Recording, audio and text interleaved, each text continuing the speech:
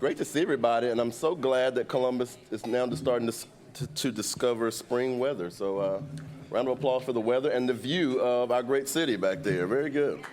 Yeah, that's good. Give them a hand. I'm Mo Wright, President of RAMA and Chairman of the CMC Board of Trustees, and welcome to everybody who I haven't had the chance to say hello to just yet. So glad to have you here at yet another CMC Forum at what is still new, our new home here at the Boathouse at Confluence. So we look forward to having you here as many times as your schedule will allow.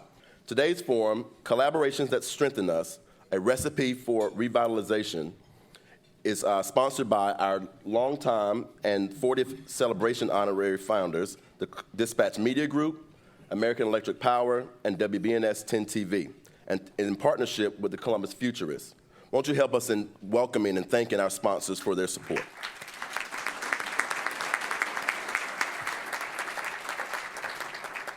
You know, as we look across our nation, we see that some cities are thriving while others are struggling to keep up. Changing economies, demographics, technologies, infrastructure, even the weather can impact what is desirable and affordable or even possible for a metropolitan area. But perhaps there is a recipe for success, things that might be common denominators that can really make our cities thrive and continue to grow. To talk about these issues and more, we will welcome today's panelists.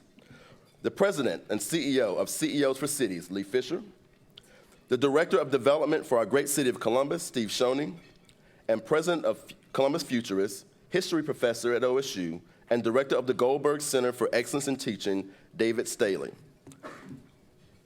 We'll kick off with David and Steve for the conversation, and then,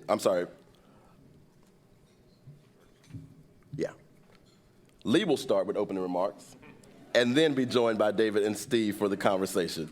Lee, the podium's yours. Okay, thank you.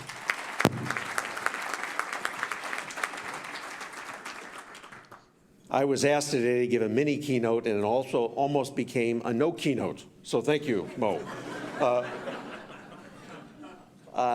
First, I want to say how pleased I am to be back here again and to see many longtime friends, in particular Steve Schoeny, with whom I'm sharing the stage today. Steve and I worked together at the Ohio Department of Development, and I do want to mention some other people I see here today that I had the privilege of working with during my years of public office. I see Kimber Perfect, Lisa Pat McDaniel, Quentin Harris, Jean Carter Ryan really preceded me, but she's still part of that family, and Terry Geer, who I worked with both in the Attorney General's office and as a state senator, and my apology to anybody I didn't see that I missed.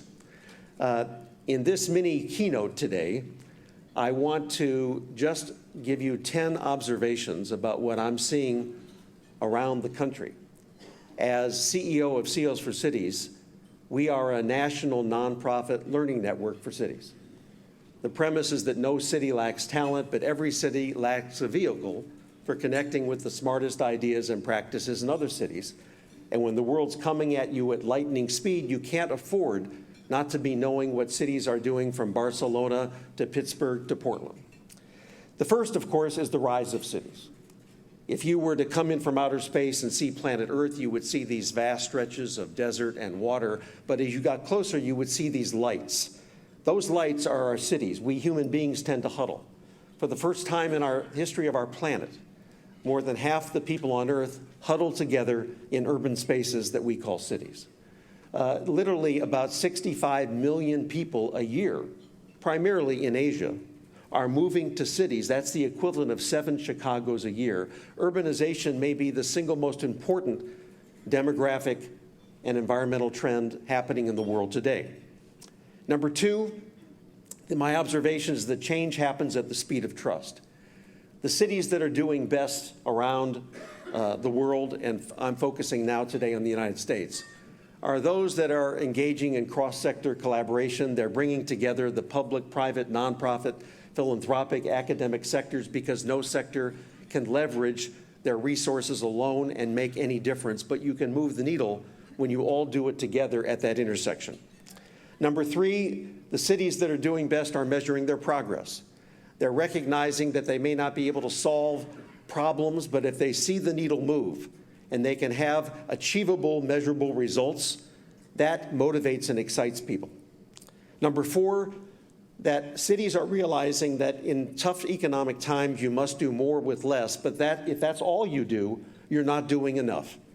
You must also do more for those who have less, meaning that you must have shared prosperity, meaning that you must have inclusive economic growth so that your downtown doesn't rise, but your neighborhoods fall back. Number 5 is that you have to connect your assets. Every city has a set of unique, distinctive assets, physical, human, social capital. And if you can connect those assets as opposed to being an all-star team, being a championship team and actually working together, that's huge. The 6th observation is that density, that Steve Schoeny will talk a lot about because he knows a lot about this, is key, particularly when it is accompanied by innovation. Today around America, there are innovation districts, hubs, corridors of opportunity and innovation where literally businesses and research centers and knowledge centers are all hunkering down together, establishing partnerships, and moving the needle much faster than they otherwise would. That's why community colleges like Columbus State, Ohio State University, Battelle are key economic drivers for a region and a state, and particularly a city. Number 7 is investing in talent, and in some ways that's the first among all equals. If you can find a way to educate and develop and train and retain and attract and employ and deploy your talent, you are a city that will do extraordinarily well. But we are divided into 3 parts in America: the Brain Belt, the cities where young millennials, particularly college-educated millennials, are flocking to, those cities that are on the tipping point, and those cities that are spiraling down.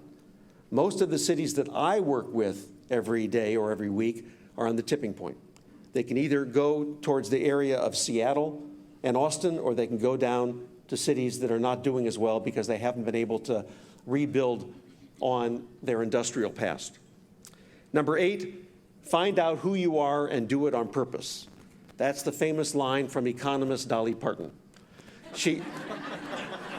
And she was right. She said, find out who you are and do it on purpose, meaning that don't try to be the Silicon Valley of the Midwest or the East or the South. Try to be who you are. Be authentic. Be genuine. Number 9, share your story. Don't assume that people will know how great you are. Share the story, speak, and don't play small. And finally, a smart city knows that it has a lot to learn. A dose of humility along with your pride, recognizing that there are always something to learn from another city and another place. The cities that are doing those 10 things are the cities that are succeeding and will be the new 21st century cities. Thank you.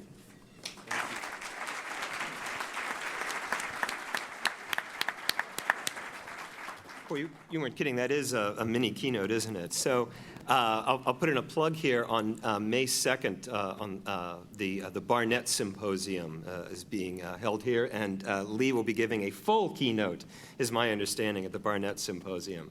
And Steve, I think you're also speaking at Barnett Symposium. What did I say? 12. What did I say? May 12th is what I meant to say. Thursday, May 12th. Thank you, Shoshana. Reactions to what Leah said. First of all, I do want to compliment Mo for his introduction. When you ask Lee to do a mini keynote, you have to say that he's not doing a keynote, and then you get the mini keynote. If you just asked him to do the mini keynote, you would have gotten a full keynote. So I think you played that absolutely perfectly.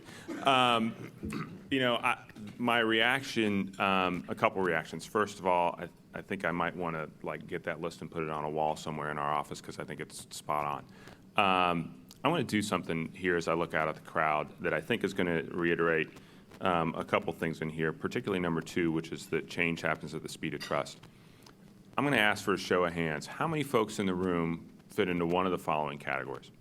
An employee of the city, someone who has partnered with the city in something you do as part of your business, or a volunteer on a board that helps serve your community? Just show of hands. That's amazing.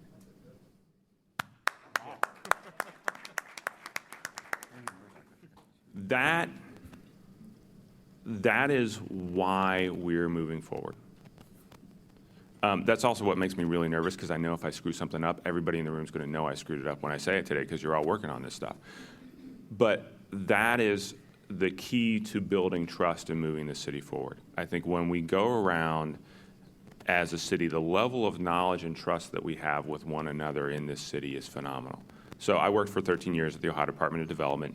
The last three of that time when Lee was there, and I've been around the state. I go to other cities around the country.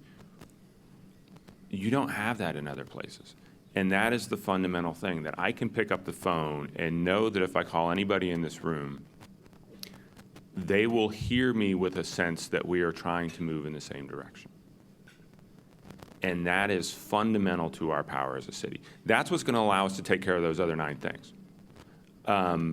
So that's kind of my first reaction to what he had to say. Lee said that you know an awful lot or think a lot about density. What did he mean by that? So when we talk about, we think about density in a couple different ways. At the most basic, when we look at the neighborhoods that are successful in Columbus or that are becoming more successful, there are 3 things that we see that those neighborhoods have in common. They're dense, they're active, and they're connected. And those 3 things are interrelated. You have to have people in a place for it to be a place. So you have to bring a certain density, you have to bring the right density to a neighborhood for the kind of community that you're trying to build. It has to be active. People have to feel like it's okay to go outdoors and meet with their neighbors and be with their neighbors and walk to the store and walk to school and have a festival or have a party on the street or do whatever it takes to be active. And they have to be connected. And the connected part is the thing that I think when we talk about the millennial generation, frankly, everybody but me, the millennials and the boomers, when you talk about those groups, the connected is really, really important. And that connected is both physical, it's transportation, it's bike paths, it's, and I would encourage you to come next week to the program about bikes, because my colleague Jennifer Gallagher will be part of that panel. It's bike paths, it's investing in our public transportation systems. It's thinking ahead about the future of transportation. And it's also digital connection. So how do we make sure that everyone in this city has access to the rest of the world, which is basically how do you have access to high-speed internet and high-speed connectivity. So we think a lot about it. It's a big challenge. It is, I see a couple folks from a couple of our architectural review boards and area commissions in the room. They are at the bleeding edge of the debate on density in this community. And it's a really important conversation because it's a conversation about how people live today and how they're going to live in the future. Lee, any thoughts on density or what you see in your travels? I do. But first, I want to acknowledge one more person I just saw in the audience with whom I worked, William Murdoch, who I worked with very closely in the Ohio Department of Development. I think Lisa, I mentioned you, didn't I, Lisa Pat McDaniel? You deserve 2 mentions anyway. Okay. The reason density is so important is that many cities around the country are finding that, in a sense, shrinking to a certain geography makes some sense. And what I mean is, Detroit's a good example. Detroit is the size of Manhattan, and it's going to be very difficult to redevelop all of Detroit. But if it can identify a dense geography in downtown along Woodward Avenue and really focus in on that and create an innovation district, all of a sudden, you've got everything combining. You have people colliding with each other, both physically and virtually with ideas. So I would say to you that Ed Glazer, who wrote the book Triumph of the City, said, and I'm paraphrasing, it's not enough to attract smart people to your city. If you can't enable them to meet each other, to work with each other, to play with each other, and to collaborate with each other, you don't have a smart city. So it doesn't matter how many college-educated people you have in Columbus if they don't know each other, and you haven't created spaces and opportunities from accelerators to public spaces and urban parks for them to get together, and bike paths, as Steve said, then many, many other cities will pass you by. Is that what you meant by investing in talent? Is that how cities invest in talent, or how do cities invest in talent? Well, it starts really, investing in talent is really cradle from career. It's starting with Mark Reel and what you do in the first 5 years of life, particularly with preschool, all the way to what happens with Columbus State, with Terry Geer and Ohio State University, and even beyond that, lifelong learning. And so I always say that workforce development begins with a healthy pregnant mother and a nurtured child. But those are long-term investments. The short-term investments are making sure that we get more men and women to be graduating high school and at least getting some post-secondary credential, even if it's not a 2-year or 4-year degree. But the evidence is very clear that if economists had only one metric in which they could measure the success of Columbus or any other city, I think most economists would agree that the metric would be per capita income, average earnings. And the research shows that the single most important determinant of per capita income, not just of a family, not just of a person, but of a community, is educational attainment. So the more people you have with 2-year and 4-year college degrees, and if you can keep them in your city as well as educate them, you're beginning to develop this pipeline of a skilled workforce that is the key to economic development. Does that describe Columbus? Do we invest in talent? It describes where we're trying to go. I think we still got work to get there. And there's a couple things that we're doing on that. When Mayor Ginther has laid out a very strong challenge to us as a city and to us as a community, that we are going to make sure that every child in this community has access to quality pre-kindergarten education. We are creating, and it will open, come hell or high water, this fall, the first of its kind pre-K center in Linden that will be bringing together multiple providers into one place to provide a place for children who do not have access to quality pre-kindergarten education. They may have daycare, they may go to a sitter, but they do not have access to high-quality pre-kindergarten education. They're going to do that, and we're going to do that.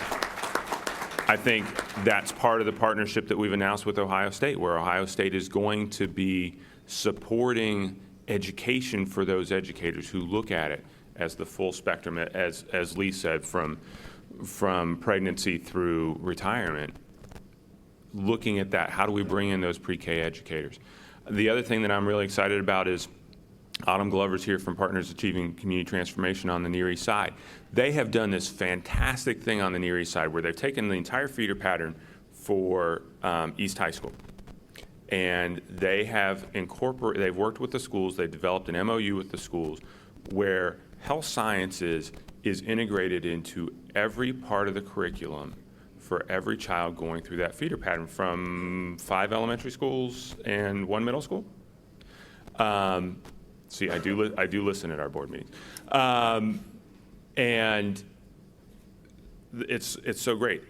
At 6th grade and at kindergarten, they have these, and in high school, they have these ceremonies where they give the kids white coats. And if you want to see the cutest thing ever, watch a bunch of kindergartners getting lab coats. But what it does is it gives them a sense of purpose, and it gives them a sense of a career path. And they may end up being a health aide, they may end up being a doctor, but they know what the possibility is, and they know that people are investing in them, not just their parents, not just their grandparents, not just their aunts and uncles and friends, but the community is investing in them, and they see the community believing that they can do great things, and that's what we've got to do. So, fantastic. How does a city retain talent? And this is talking education opportunities. That's wonderful. How do we keep that educated group in the city? That's for either one of you. I'll take a first crack at it. We've got it a lot easier than a lot of other places in Columbus because we don't have to attract, we just have to keep in terms of our talent, because we have this little thing up north on 315 and High Street that is called the Ohio State University. Small land grant college that we have up there.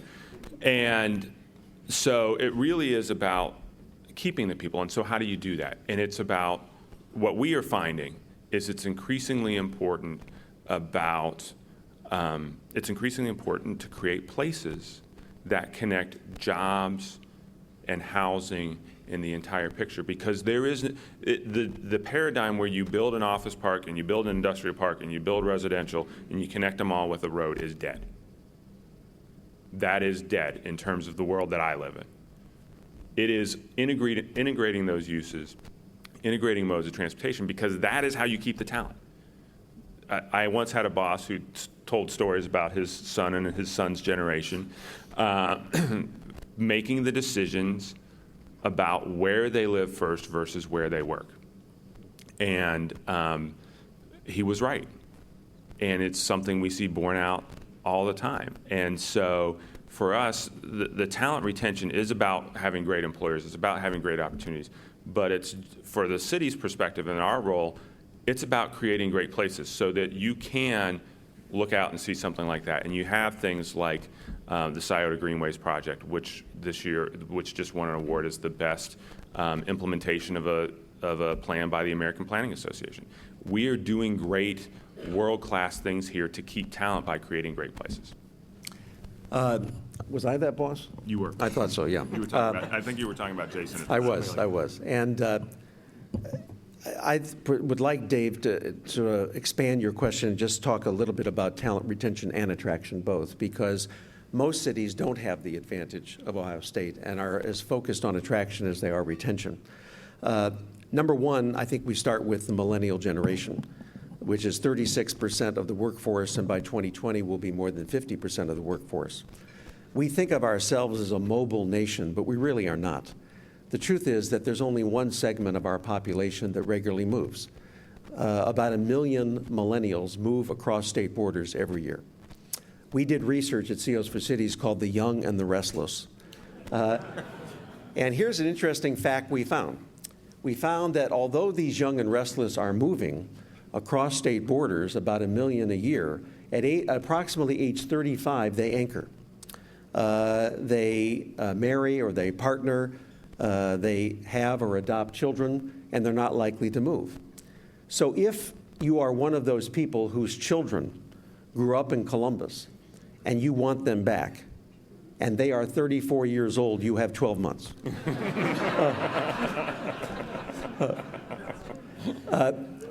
And Steve is right that that generation, of which both my children are in, go to cities, I would argue actually for two reasons.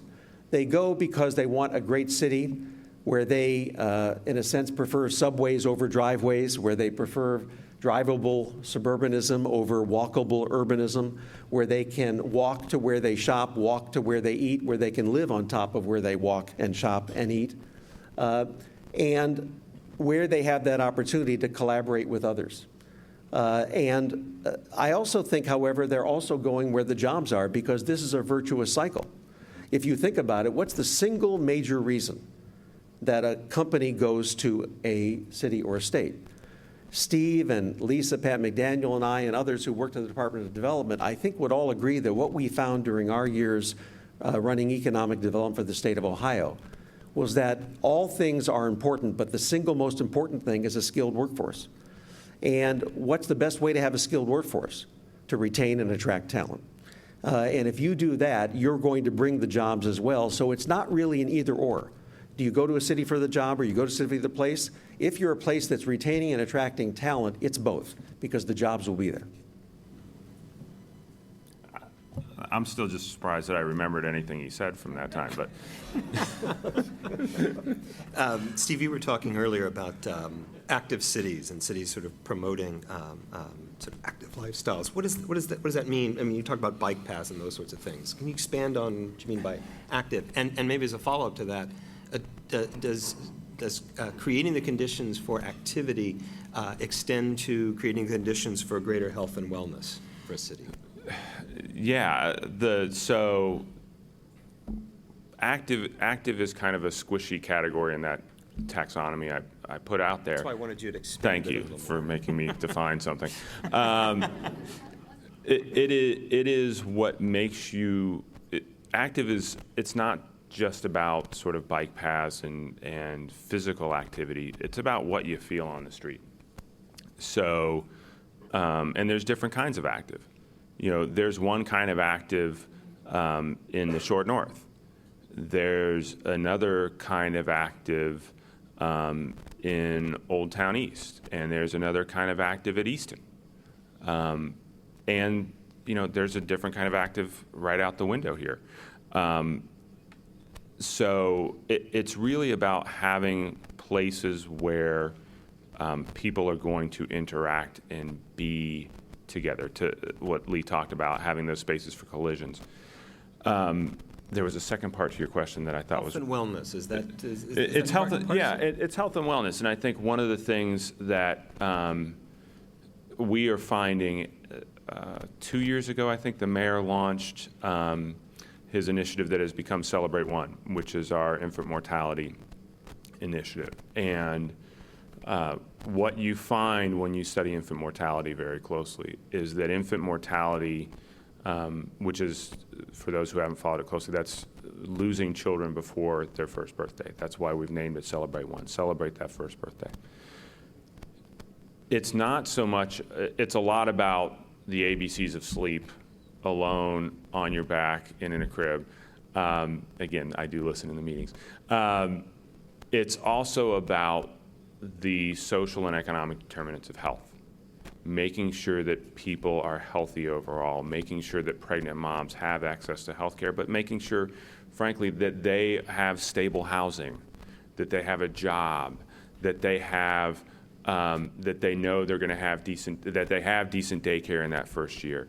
It's about that they don't live in a crime-ridden, drug-infested, dirty neighborhood where they don't have access to health. All those things, if you improve a neighborhood, you improve health outcomes.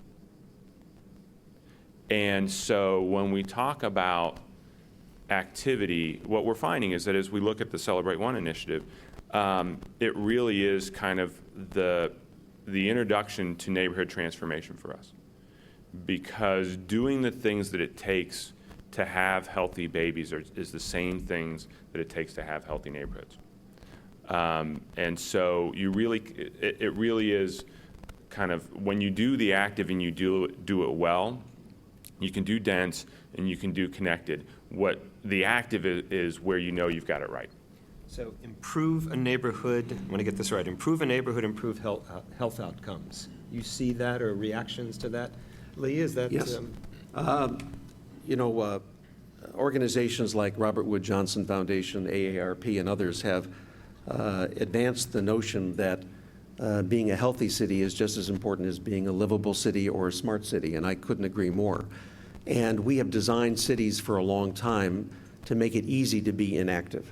Freeways and that take us nowhere or take us to the suburbs, that take us to our garage where we can drive somewhere.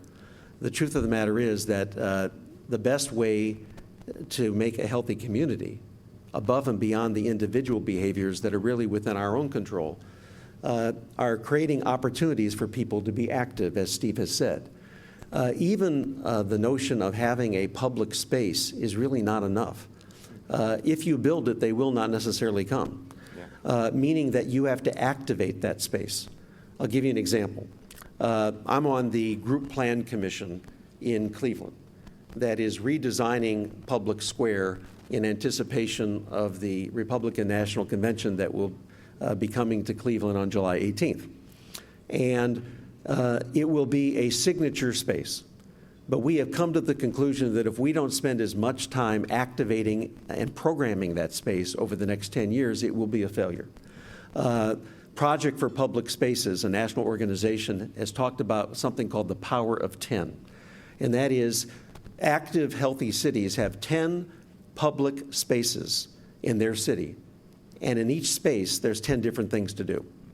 Meaning that people are now no longer going to destinations, they're going to experiences. They don't just go to the Rock and Roll Hall of Fame, they want to be able to experience the lakefront, they want to be able to experience East 4th Street in Cleveland.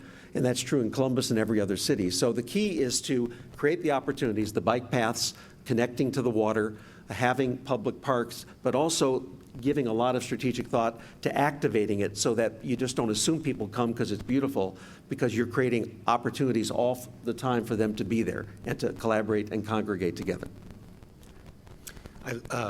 I really appreciated Lee's point about authenticity. Is Columbus are we authentic? Do we have authenticity? Yeah, I think we do, and I think we strive very hard to maintain that. And part of what I like about when you get the amount of involvement that we saw when I asked everybody to raise their hands, and I know a lot of you. I didn't know I should know everybody. But when you get that level of involvement, you see the authenticity that you see happening in places like East Franklinton. We're going to do something really, really creative over there, and I have no idea what it's going to be. And I won't be the one to create it. It will be done by people like Jim Schoeny and Alex Bandar, who are doing the work over there today. And I do want to give a shout out. Lee's done a bunch of shout outs today. I do want to give a shout out to one of my former colleagues who's in the room, who's actually kind of one of the unsung heroes of Franklinton. That's Deborah Price. And if Deborah hadn't fought in Congress to get the Franklinton flood wall built, none of that would be happening.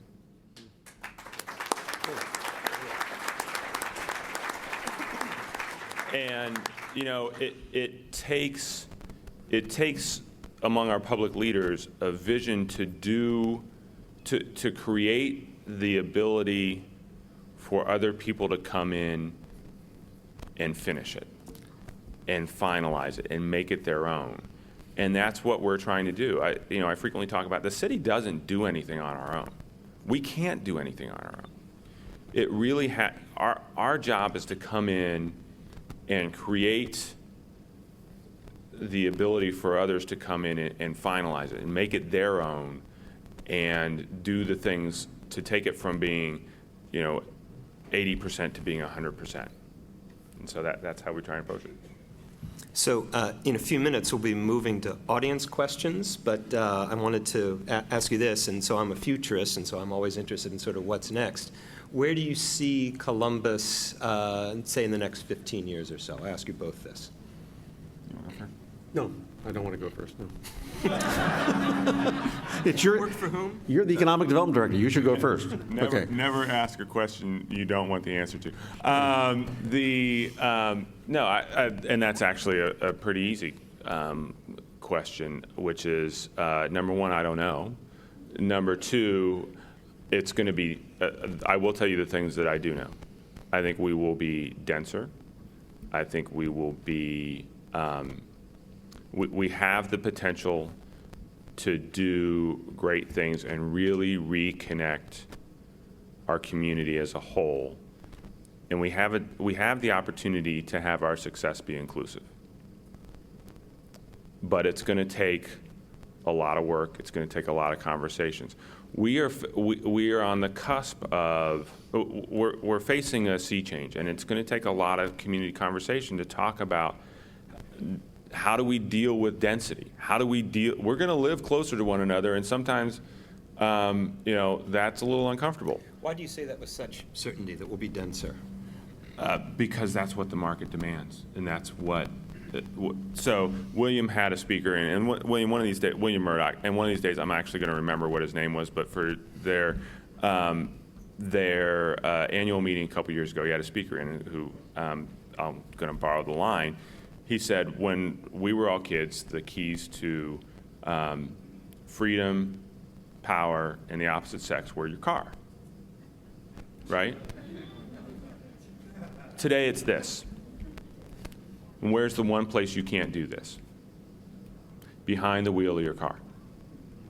So I have 10 and 12-year-old boys who can tell you exactly what's going on in the NBA playoffs. They can tell you what apps they want. They can tell you the 5 apps that their friends are using. They could not tell the difference between a Mustang, a Camaro, and a Corvette. Or a Ferrari, for that matter. That is a fundamental change in how people look at the world. And it's a very simple, very cute little example. My kids are really cute, so it's even cuter if you saw them. But it's a sea change. And it's when people don't care about their cars and they don't want to be in a car, that means they want to live denser. And so that's why I'm confident that that's the truth. Since Steve has referred to his children as part of his answer, I've decided I'm going to take that tack too. I already referred to your children. And I'm going to talk about Steve's children. Peggy and I have 2 children, Jason and Jessica, and to give you an example of how fast the world is moving, we have about 7 billion people on the planet today. And before we go to bed today, most have said that we'll probably have about 8 billion text messages sent around the world today just before we go to bed in one day. And 42% of those text messages will have been sent by my daughter, Jessica.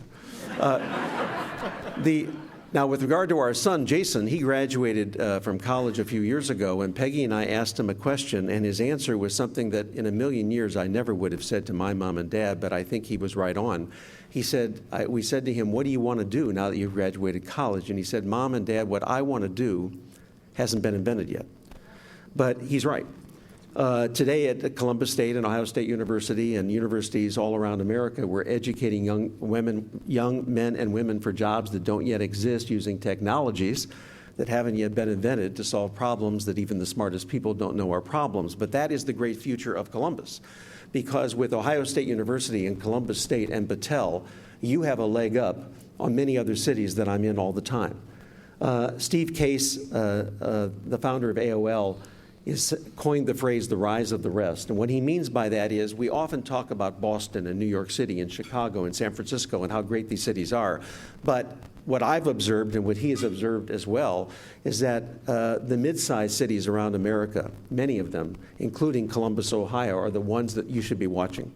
So I actually think that the future of Columbus is extremely bright, not just because you had a great mayor and you now have a great mayor, not just because you have a great economic development director, or, well, 2 out of the 3 you have, and but also because this city. Coleman's going to be very upset with you. Yeah, right. Yeah, very funny. But also because this city has the assets that others yearn for.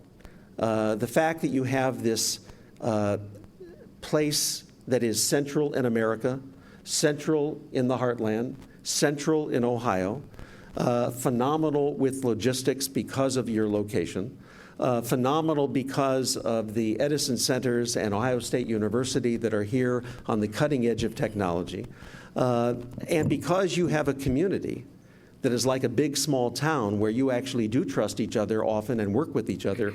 I think the sky's the limit for Columbus, and I wouldn't be surprised if in 10 or 20 years the front page of Time magazine is Columbus, City of the Century. Excellent. I like that, yes. Do we have audience questions? If so, the microphone is over here, so make certain you're in front of the microphone. It is CMC's tradition to take audience questions. As you walk to the microphone, please state your name, ask your question, and we thank you in advance for not making long editorial comments. First question, please. Shoshana. Hi, my name is Shoshana Goldberg Miller, and it's wonderful to be here today. So first of all, in the spirit of the Columbus Metropolitan Club, continuing the conversation, I first want to thank you, David, for shouting out our 2016 Barnett Symposium coming up May 12th. So you can, Google that and find it. It's actually going to be talking about creative cities, and all of the speakers on our panel today will be included on our roster that day. So I have a question for Lee and for Steve. What do you see as the role of the creative sector, both the for-profit and the nonprofit, in revitalizing the cities that you've visited in the U.S. and around the world, Lee? And Steve, what is its role here in Columbus? Well, first, Shoshana, I want to do a shameless promotion just like you did. CEOs for Cities National Conference will this year be in Columbus, Ohio. It'll be September 27th to the 29th. The first presidential debate will be on Monday, September 26th in Dayton, Ohio. And the next day, our national conference will begin, so we think we have a better than even chance of getting the Democratic and Republican nominees, and perhaps also the third-party nominee, given the way things are going. We're working very closely with Doug Kreidler at the Columbus Foundation, and we invite all of you to mark those dates on your calendar. We'll be bringing in nationally known speakers as well as celebrating the successes of Columbus. I have no idea what your question was. I can't remember, but let me give an answer anyway. Creative cities. Yes, creative cities, right. Often we talk about STEM, science and technology and education and math, and that actually is a wrong way to look at it. It should be STEAMed. The A is for art and the D is for design, meaning that if you don't have a culturally rich city that is creative, that has an arts culture and a creative culture, then you will fall behind. And those are just as important, not less, not more, just as important as science, technology, education, and math. And the cities that are creating arts and culture corridors, whether they're based on music, like Nashville and Austin, whether they're based on art, like the Windward Art District in Miami, I can give you time after example. Those cities are alive.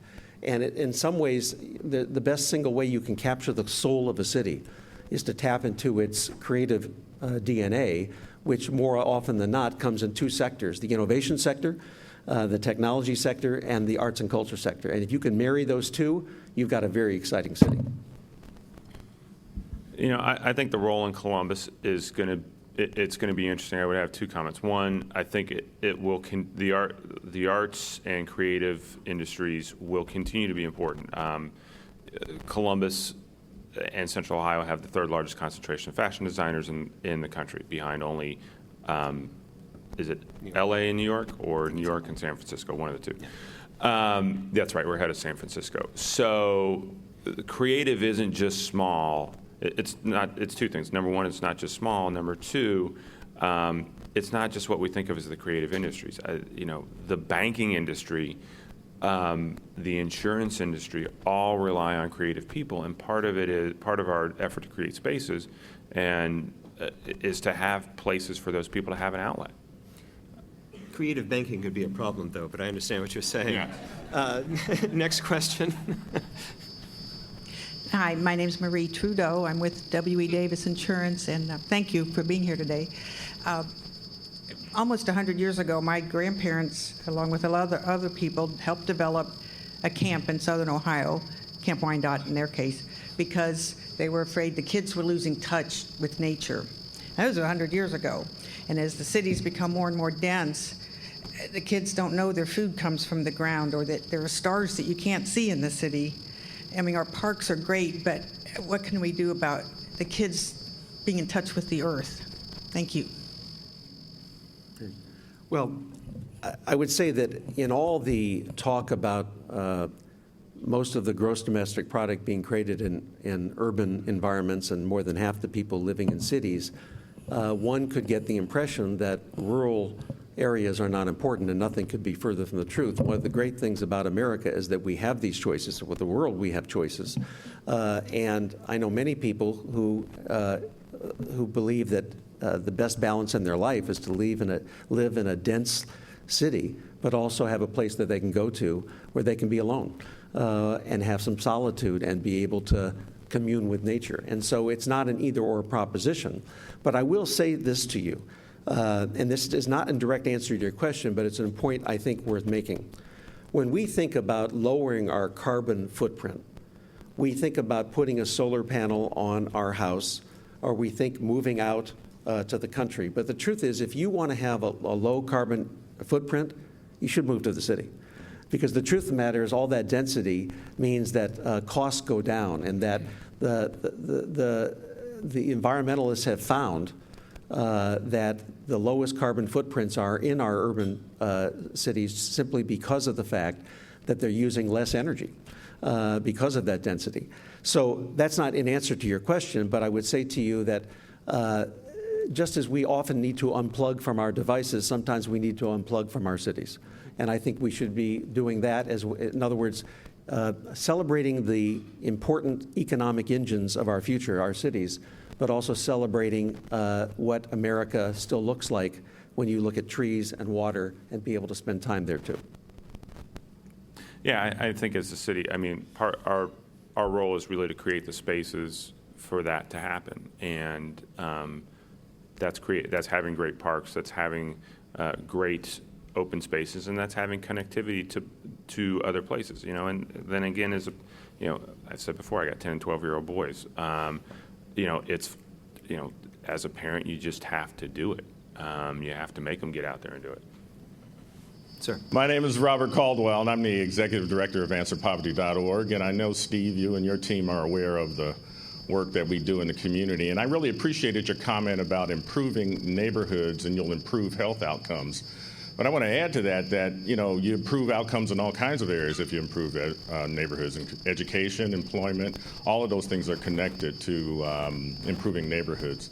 My question, however, is for Lee. The work that I do, and then my organization does, and many of us in the room do, is to work with those folks who didn't have a healthy pregnant mother and a nurtured childhood, who, through no fault of their own, start off well behind the 8 ball relative to careers and advancement and education and all that. And I'm aware of a lot of the work that we're doing here in Columbus. Can you speak to things that are going on in other cities from your perspective that are attempting to engage and enfranchise those disenfranchised folks because of how they were born, where they were born, and all of that, creating opportunities, engaging workforce, and all of that? Can you speak to that? Yes.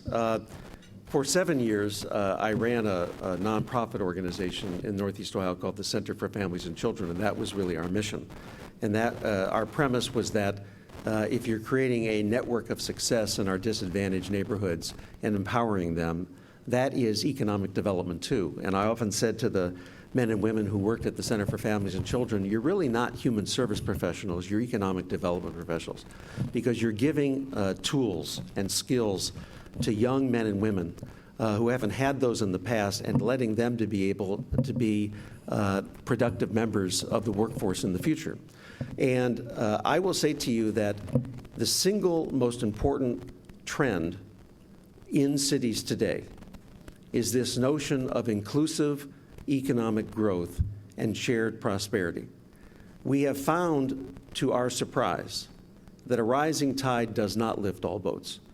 Or if it does, some are on yachts and some are in dinghies.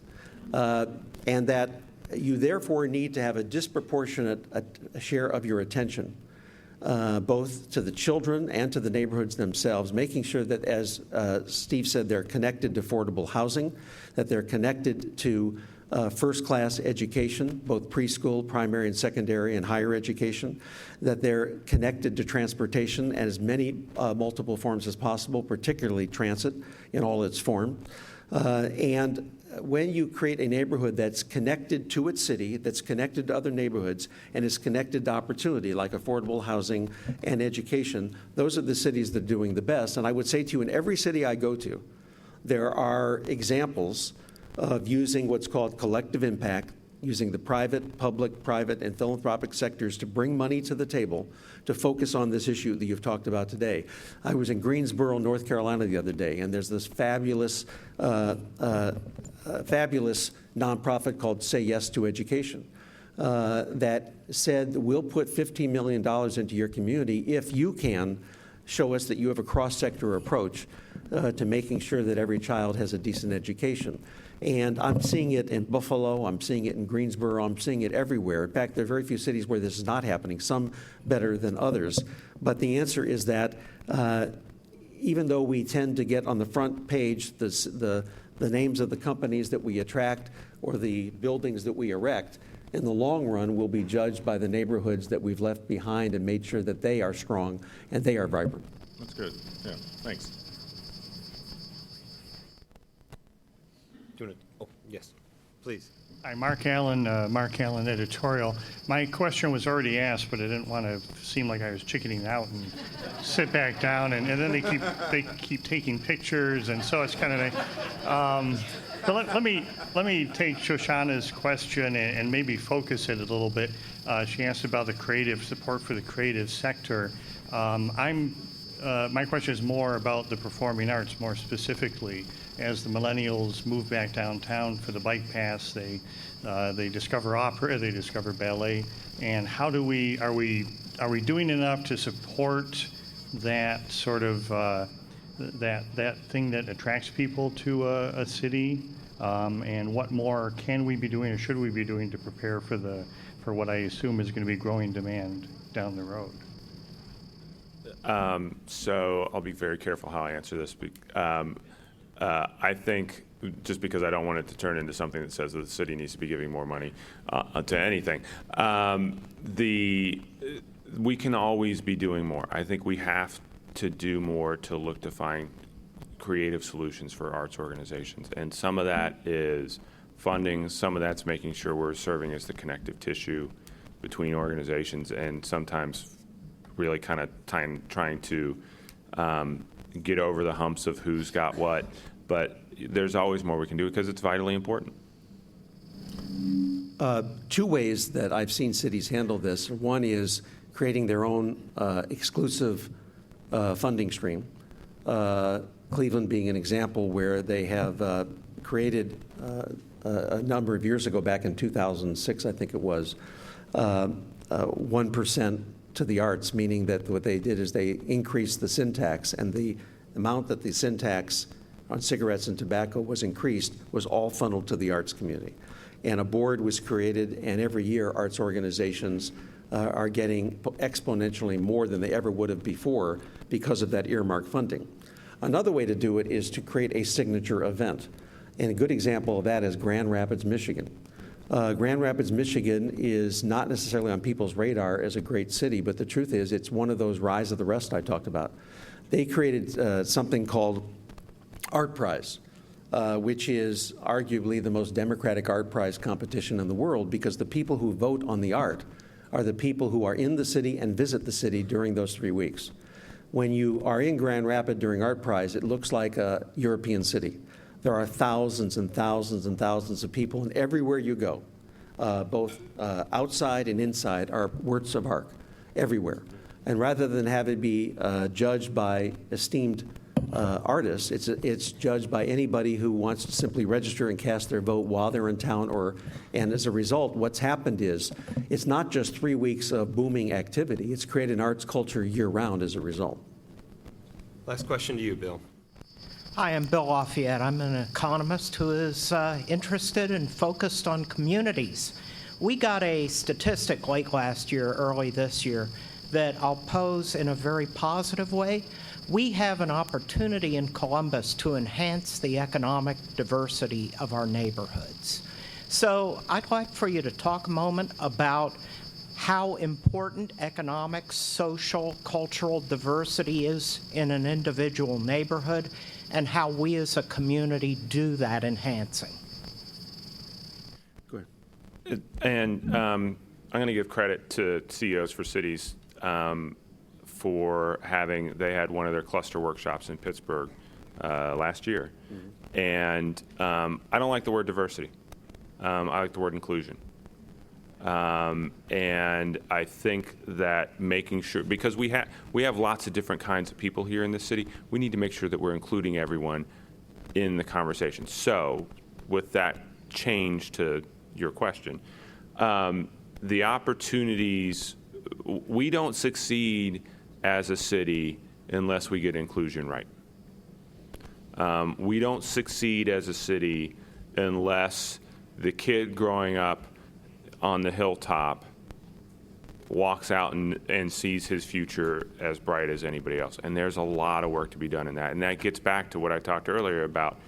There is no single element to it. It really is looking at how do you make a place safe and healthy for everyone. And that's about creating great neighborhoods, because in an environment where we're increasingly going to be, our growth will be constrained by our workforce, leaving people in the shadows is not only a sort of moral failing, it's an economic failing. I want to pick up on what Steve said. If there were one thing that I could focus on that makes a great city, I would say the magic is in the mix. And what I mean that is not just mixed use, which is very important, not just mixed income, which is extremely important, but mixed experiences and mixed culture. That is diversity, is inclusion. And the interesting thing is the research shows that diversity and inclusion are not just the right things to do from a moral standpoint, they are the right things to do from an economic standpoint. Research is very clear that cities actually perform better and are more productive and have higher per capita incomes when they are more diverse. So although we should be doing it because it's the right thing to do morally, the truth of the matter is it's just as important to argue that it's the right thing to do economically, and it truly is. Excellent. Thank you both. Mo, to you. We know you enjoyed today's forum. We will invite you to continue the conversation out in the lobby over coffee and cookies. In the back of the room, actually, over coffee and cookies. Do know that you can always rewatch our forums on Columbus Television, on WOSU, through PBS affiliates throughout the state, and on our YouTube channel via the CMC website. Let's thank again our sponsors, Dispatch Media Group, American Electric Power, and WBNS 10 TV. Our partners, Columbus Futurists, and finally to our speakers, Lee Fisher, Steve Schoeny, and David Staley. Thank you so much for today's forum. We'll see you next week. Thank you very much.